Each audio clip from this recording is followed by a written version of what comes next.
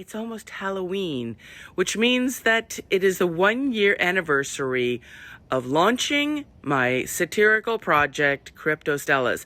I want to take you back to 2021 and talk about birth and the story behind it.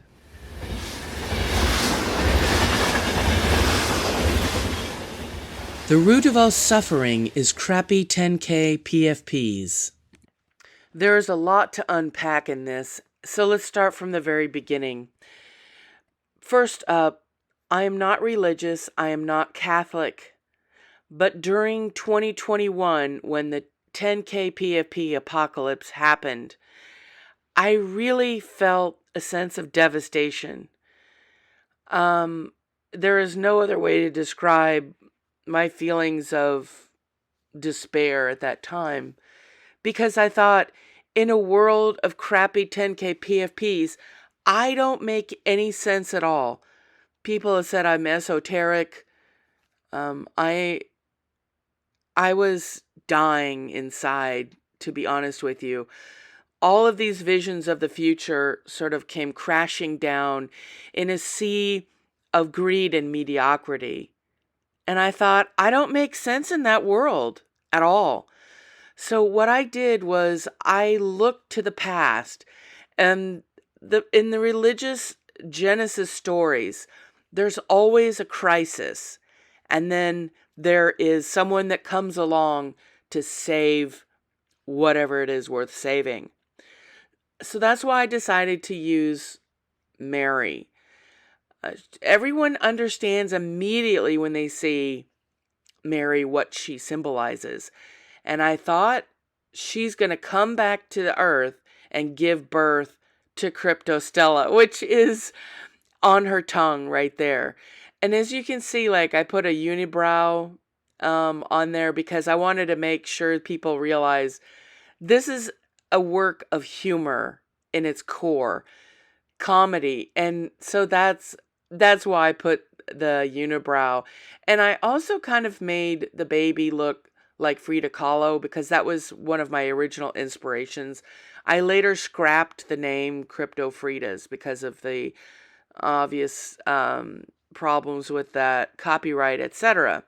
So then I decided to name it CryptoStellas, and then in a way, that little baby on her tongue, that's me. That's how I see this thing.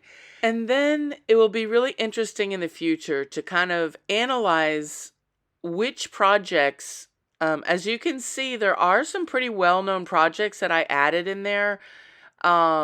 There's like the penguins and a couple other ones. I mean, we all succumb to getting FOMO and then buying some crappy, PFPs, and then they kind of sit in our wallet and they lose value and all that kind of stuff. And I wanted to document that time because I kind of feel like it will be a time that we look back on and sort of laugh. It'll be the communal, oh, what did we do there? We've all done it. I've done it. And so I want people to realize, like, I am a critical person, but I also understand the very human thing of FOMO and spending too much on JPEGs, because I've done it too. I have to limit myself because I do have a tendency to go overboard. And so it's a mixture of poking fun at stuff and then poking fun at myself too. Because honestly, I mean, I can't take anything seriously, including myself.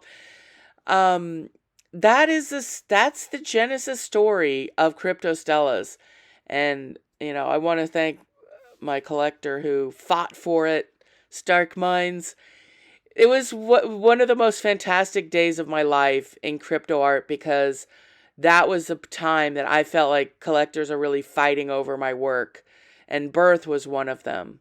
And so I just want to make people aware there is a Genesis story, and there is definitely, now the storytelling NFTs are popular. So, yeah, I'm going to keep on this series. I want to start talking about a lot of my work because I think people don't know the backstory on those.